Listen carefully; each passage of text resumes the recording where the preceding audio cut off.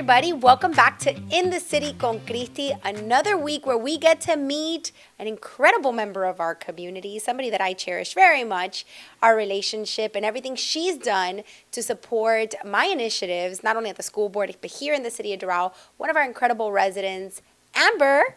Hi, welcome.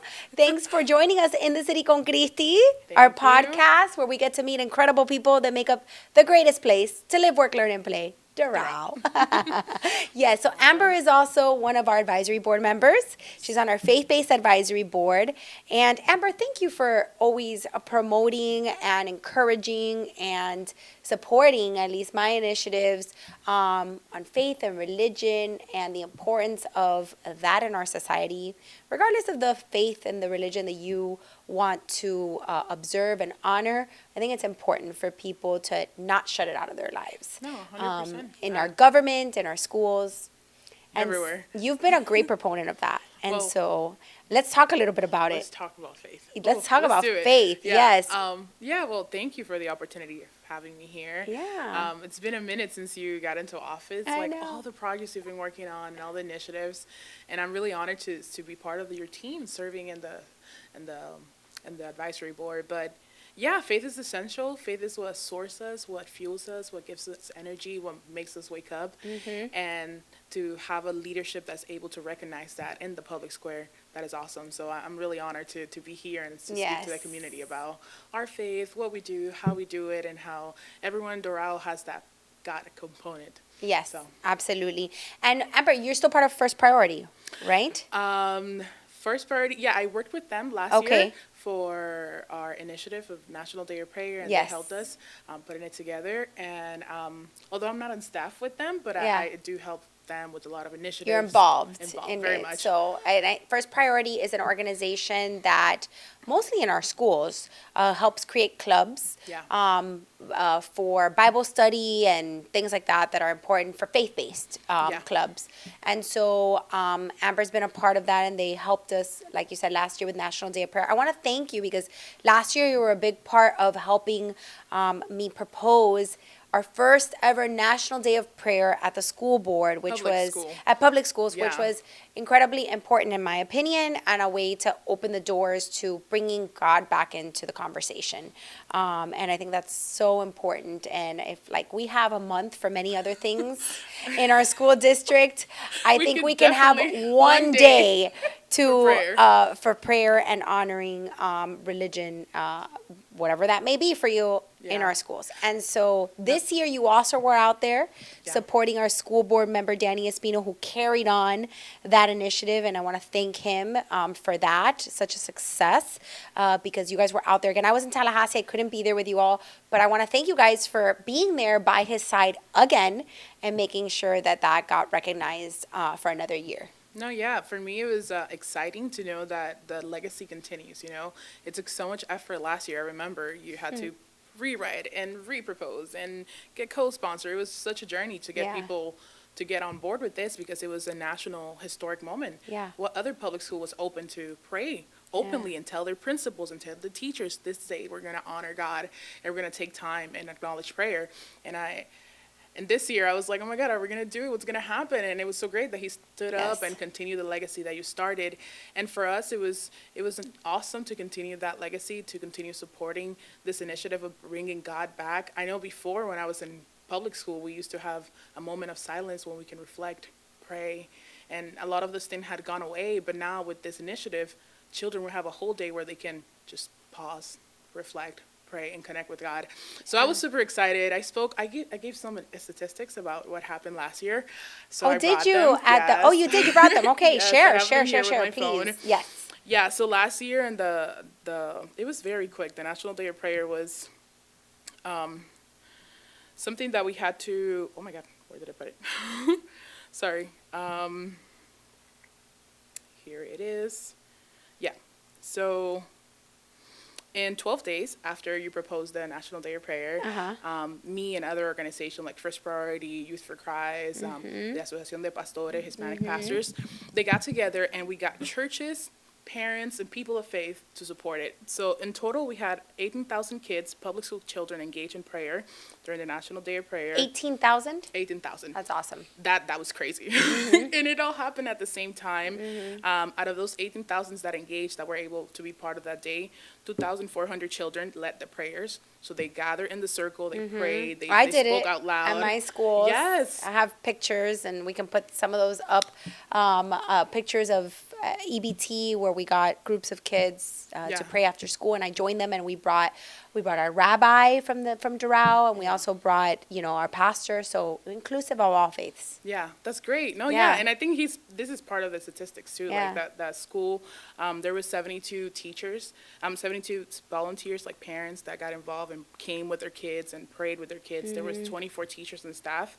And after all of that, I feel like kids now are more open to talk about their faith. Like they're not scared. Like, oh my God, I can't pray during school It can't be hours. taboo. Cannot be taboo. It can't be that it's not taboo to talk about other things, and it's taboo to talk about faith, and prayer. That just can't be the norm anymore. And I think it's our job, our generation, to shake that up. Yeah. And you've been a leader in that. And so tell me, I mean, you're rather young. Can Yeah, we talk about age? Let's talk about age. I am grown. You're rather young. So tell me, how has it been for you feeling, from your generation, where some of this stuff has been taboo, to be like, hey, I'm open about it. I want to talk about it. I want it to be relevant in our society, and it's okay if you have a difference of opinion about it, but don't hide it. Don't hide my. Don't be I don't have ashamed. to. I shouldn't have to hide it Yeah. and be ashamed of it because someone else doesn't believe No, it. it is really crazy how like now we live in a time where it's all about inclusivity, like we're gonna respect everyone. But when it comes to faith, it's like, oh, we do not talk about it. We do not Right. bring it up to the table. And It's like religion and politics. You It's can't like, talk about them, like two super important topics of conversation. We should be able to have a discussion about it, whether we agree or not. Yeah, and I think like one of the reasons why people get away from it is because I feel like Emotional. it's emotional, and also like sometimes people think that if you disagree with me, we're different. Like we have nothing else in common that we can agree on. Or Right. we're different humans, or like we tend to make judgment on someone else based on their opinions or their way that they see life, and that's not how life should be. Like we're all humans, we're all created in God's image.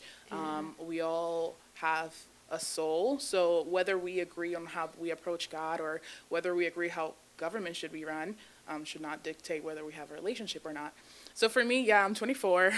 I graduated college not too long ago, and I've been working in a lot of initiatives to get people in the public square, like share your faith in the public square. It's okay to pray, especially in the youth sector. And You've been very vocal advocate for faith in our public spaces. You were on TV recently. Crazy story. Was it Fox? Where were you? Fox. It was Fox, yeah. Yeah, so I saw it. Ainsley Earhart. Someone told her about me, and she's like, oh, we need to bring her. People need to know that Jesus is real, that God is real, that it's okay to talk about your faith. Because when I was in college, I had to give the speech for graduation, and my professor made it a point for me to delete any part of my essay that had to do with God or Jesus or religion. He was like, this is not the place. We're not sure if this is right. And I was like, but this is who I am. Like, I love God. Like, Jesus is my savior. Like, how could I share with other people how I was able to be successful in college without sharing that essential part of me? And it came to the point where I just had to put it in the thank yous. I had to say thank you. I want to personally thank Jesus for being my personal savior and for being the leader that molded my life. And when that happened, it was such a big deal because everybody started clapping. And in my mind, I thought, oh my God, I'm going to get in trouble because I'm talking about God. I'm talking about Jesus. And it was the whole opposite. Yeah. Miami is a city that loves God. Miami is a city that's willing to embrace faith. And sometimes we're told as kids, like, oh, hide your faith, keep your religion at home, like, don't bring this here. But for me, I had the opposite reaction. And I don't know, it was very beautiful to share that story in Fox. That is so great. And I just share that so that people know that it's okay to have faith, that it's okay to love God, that it's okay to stand for your beliefs, especially when everybody's going against it. Right. And, I didn't lead in with this, but the reason I also wanted to bring you here today, besides personally thanking you for sharing your story and for being such a great advocate for faith and faith in public spaces and being a supporter of me when a lot of times I felt like I was alone too. But it's because it's National Day of Prayer coming up. Yes. And so I think it's extremely important to mobilize again and continue to spread our message and encourage this important recognition as we do so many other things. And so you've been a big part of that. And so I'm looking forward to that activation again. Yeah. Here at the city of Doral, we have our National Day of Prayer. I'm doing something a little different this year. Okay. Not only are we doing just our regular, recognition and prayer with the inclusivity of different religions, but I'm actually going to be showcasing a exhibit of art related around religion and faith. And so it's clever. and so we're going to use art is a big part of our community, right? And so I have a piece that I personally purchased from this artist, and I just think that she's amazing in how she communicates faith in such a creative way and in such a way that's very tasteful and inclusive and trendy. And it's 3D, and so I invite all of those who are watching us, and I invite you to come as part of our faith-based board. You're obviously going to be here and invited. We are going to be unveiling this exhibit, which will be in our cultural arts facility for about 2 weeks, where people can come and check out this incredible artist's way of communicating faith. So I wanted to do something different, including art and culture and again, that's faith in our public spaces. And it's really I think an incredible way of sharing a message. May is also a Mental Health Awareness Month. Okay. And so it falls in the same time that we celebrate National Day of Prayer, which is May 4th. And so we're doing those 2 exhibits. We're going to do the Sagrado, and we're also doing a mental health exhibit, which, in my opinion, I think go hand in hand. But healing, right? All healing. So we're putting those 2 things together, and I think it's just an incredible way of being an inclusive initiative. So I think it's awesome what you're doing, what you've done. What did you study, Amber? Me? So I initially started studying accounting. Oh, that's what I do. You changed your mind, didn't you? No, okay, so this is the issue, not the issue, the situation. So I'm a pastor kid, right? So my parents are pastor, I've been in ministry, I grew up in church, I served in church. I always loved the Lord. I never felt the need to get away from my faith. I'm very grounded in Him. So when I get to college, I was like, I'm not going to do anything related to people. I am good. I need to get as far away from people. I need to go into numbers and computers. And I don't know if I want to deal with people for every part of my life, but God is real and God molds my heart. And I started doing accounting. I studied it, but I ended up doing nonprofit. So that's what I do now. I work serving people and doing nonprofit work. So it's interesting. I studied accounting finance. is a great base. I did finance and accounting, and it's a great base for anything you want to go into. So while sometimes it can be boring, it is definitely a great base to have. I'm very grateful for the experience and the opportunity to study that and have it as my foundation. I think it really led me to a lot of the career paths and opportunities that I've had. Public service, though, was just something that was born inside of me, and politics, I think, was my vehicle to be able to provide that service to the community and that public service heart that I had, or have, I should say. So, that's awesome to hear a little bit about what you've studied and how you're incorporating that in helping nonprofits. It's extremely important part. It is, and I, for example, now with the National Day of Prayer, having that mindset of getting things together, making sure you have the stats, making sure people are reporting to you, it really brings visibility about the work that we're doing. So for example, now on April 22nd, I'm hosting a training for anyone who wants to celebrate National Day of Prayer during school hours.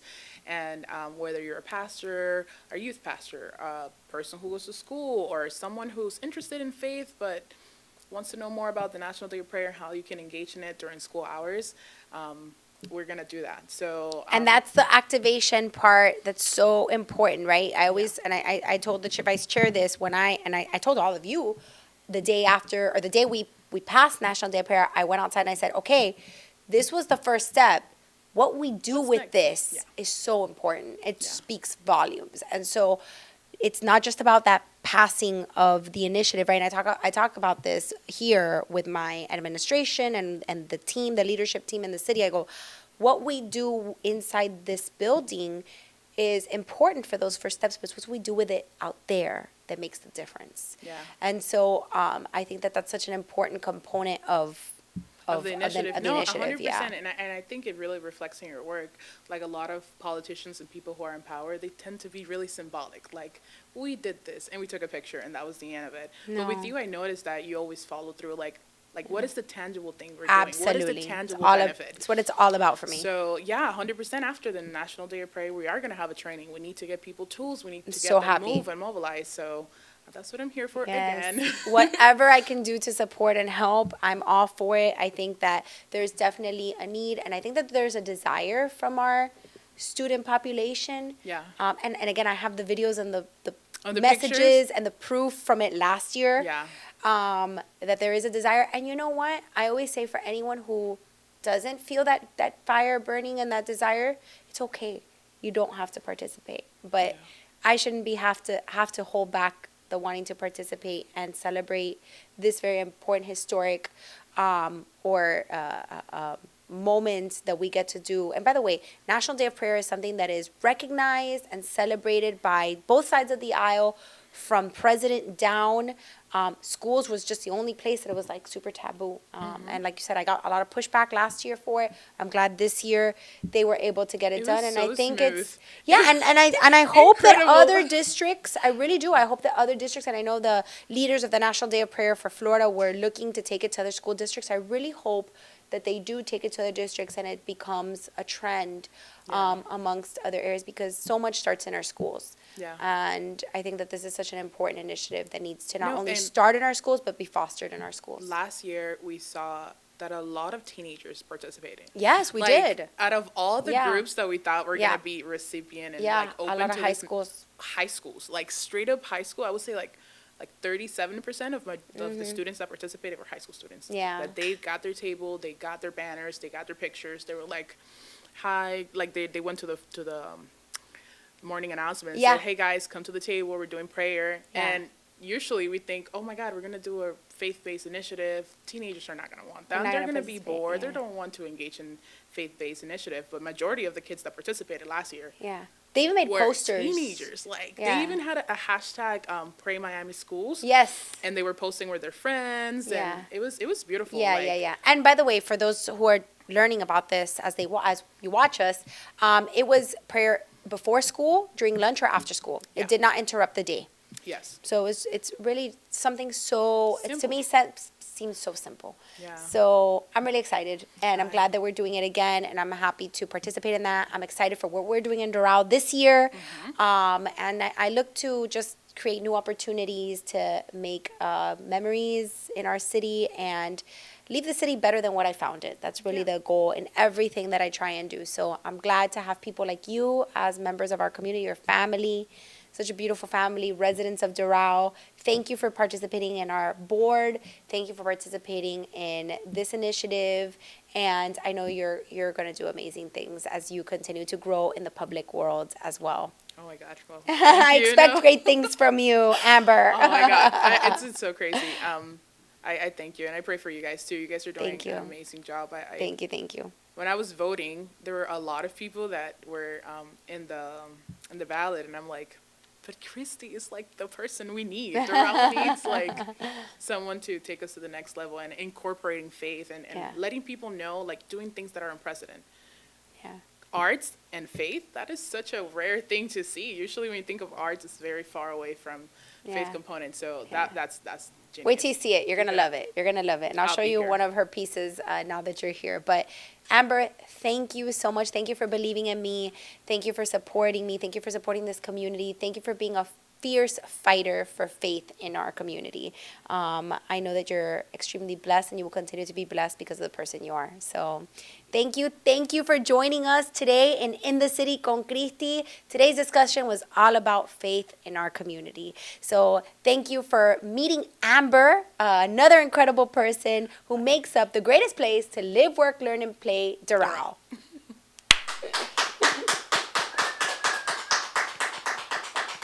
I love the audience. Yeah.